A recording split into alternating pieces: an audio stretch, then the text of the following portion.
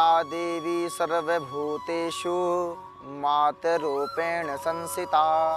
नमः तस्यै नमः तस्यै नमः तस्यै नमो नमः। सभी को जय माता की। आप का हार्दिक स्वागत है हमारे धार्मिक प्रोग्राम भाग्य विधाता में। जैसा कि आप सबको पता है कि नवरात्र का समय चल रहा है, देवी का पूजन है, माता चंद्रघंटा का पूजन। इसे करने से मनुष्य, इनका पूजन करने मात्र से मनुष्य अपने शत्रुओं में हमेशा विजय की प्राप्ति करता है। इनका नाम चंद्रघंटा कैसे पड़ा? इनके मस्तक पर चंद्रमा की आकार का एक घंटा है, घंटे के समान इनका मस्तक, इसे इनका नाम चंद्रघंटा है।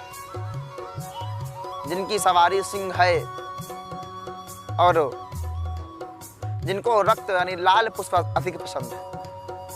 इनका पूजन करने वाले व्यक्ति को पर कभी भी किसी भी प्रकार का कष्ट कोई नहीं होता, किसी भी प्रकार का कोई ऊपरी बाधाएं नहीं आती। इनका पूजन करने से मनुष्य शीघ्र अपने शत्रुओं में विजय की प्राप्ति कर सकता है।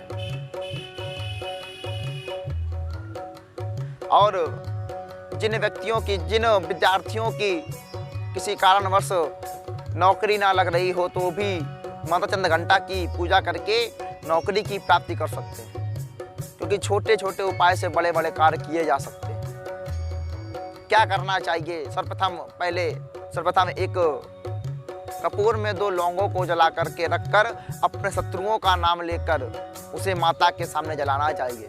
इसे उस दिन 3 बार करना चाहिए, सुबह, दोपहर और शाम को। ऐसा करने से शत्रुओं पर विजय की प्राप्ति होती। शत्रु आपके लिए कभी भी असत्य नहीं बोल सकते। और विद्यार्थियों को क्या करना चाहिए? उन्हें आज के दिन माता को एक नारियल का फल और लाल पुष्प चढ़ाना चाहिए और उनसे अपनी हाथ जोड़कर उनसे अपनी मनोकामना बोलनी चाहिए कि हे माता, हम इसलिए आपको नारियल चढ़ा रहे हैं, आप मेरी इस मनोकामना को पूर्ण करें। और 5 कन्याओं को कुछ अन्न देकर, कुछ द्रव्य देकर उनका पूजन करना चाहिए। और माता चंद्रघंटा, जो कि भगवान शिव की ही अर्धांगिनी माता चंद्रघंटा की, जितनी भी 9 शक्तियां हैं सब शिव की ही अर्धांगिनी है। इसलिए इनके साथ भगवान शिव का पूजन करना तो अति आवश्यक है। और शिव के साथ भगवान शिव के 11वें अवतार यानी भगवान हनुमान जी का भी पूजन करना अनिवार्य माना जाता है, क्योंकि कलयुग के प्रधान देवता हैं। इनका पूजन अवश्य करना चाहिए। साथ में भैरव जी का, बिना इनके पूजन किए किसी भी पूजन का फल प्राप्त नहीं होता। इसलिए माता चंद्रघंटा का पूजन, इनका हाथ जोड़कर इनका ध्यान करें। ओम जयंती मंगला काली भद्रकाली कपालिनी दुर्गा क्षमा शिवा धात्री स्वाहा स्वधा नमस्तुते। जय तुम देवी चामुंडे जय भूतातिहारिणे जय शरणगते देवी माँ काले रात्रि नमस्तुते। ऐसे हाथ जोड़कर उनका ध्यान करना चाहिए। ध्यान करके पुष्प को निवेदित करके हनुमान जी का अवश्य ध्यान करना चाहिए। हनुमान जी का इस मंत्र से ध्यान करें कि पवनो पवन कुमार खलबन पावक ज्ञान धन जासु हृदयागारो बसई राम सर चाप धरो। हनुमान जी का ध्यान करके वहीं पुष्प को चढ़ाना चाहिए। पुष्प चढ़ाने के बाद भगवान का उसी प्रकार से पूजन करना चाहिए और मैया को अनार का भोग लगाना चाहिए। ऐसे में इस दिन मैया को अनार का भोग लगाना चाहिए। अनार के भोग लगाने से शत्रुओं में विजय की प्राप्ति होती है और शत्रुओं पर हमेशा विजय प्राप्त हो। शत्रु आपके लिए कभी भी असत्य भाषण एवं कोई भी असत्य प्रहार नहीं कर सकते। करने से आप को किसी प्रकार की परेशानी हो।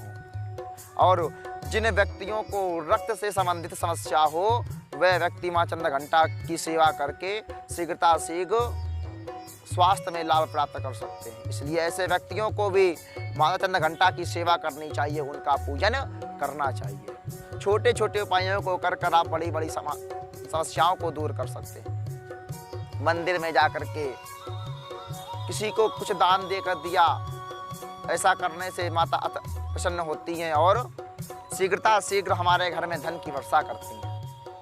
पूजन कैसे करें? सुबह होकर उठें और उसके पहले हाथों को, हथेलियों को ऐसे करें और ये मंत्र बोले, ओम कराग्रे वस्ते लक्ष्मी, कर मध्य सरस्वती, कर मूले स्थितो ब्रह्मा, प्रभाते कर दर्शनम। ऐसे कर कर इसको मस्तक पर लगाकर अपने दोनों हथेलियों को चूमें। उसके बाद सबसे पहले धरती माता के पैर छूएं। अपने माता पिता जो आपके बड़े हों, इष्ट हों, उनके पैर छूने चाहिए। उसके बाद स्नान ध्यान करके माता के पूजन में जाकर बैठ जाना चाहिए। पूजन करते समय कुछ अवश्य बातों का अवश्य ध्यान रखें कि पूजन करते समय मन को एकत्र करें, भाव को बनाएं और जिस भाव से आप पूजन कर सकते हैं उस भाव से मैया का पूजन करें। मैया को सबसे पहले हाथ में पशु लेकर मैया का ध्यान करें।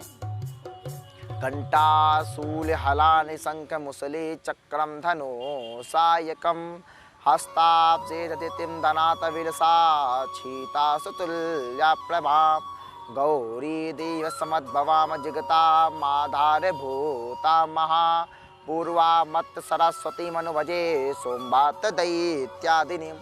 ध्यान करने के बाद रक्त पुष्प को, लाल फूल को चढ़ा दें।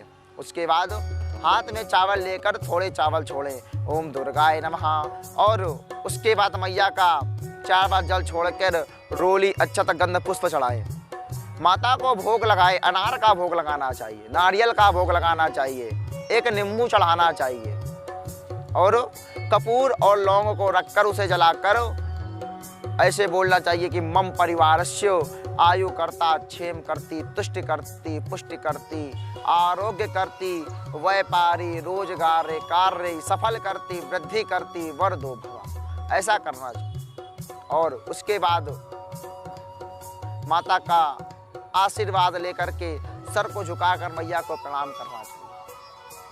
फिर किसी बुजुर्ग स्त्री के पास जाकर उनके चरणों का आशीर्वाद लेकर के उन्हें कुछ दान देना चाहिए और उनसे कुछ उनको चावल देकर अपनी झोली में यानी अपने आंचल में उन चावलों को लेना चाहिए। ऐसा करने से और उन चावल को अपने घर में ला करके अपने भंडार गृह में छिड़क देना चाहिए, जिससे भंडार की कभी कमी नहीं होती है। सीधा हमसे जुड़ सकते हैं, हमारे नंबर नीचे फ्लैश हो रहा है। जय माता दी।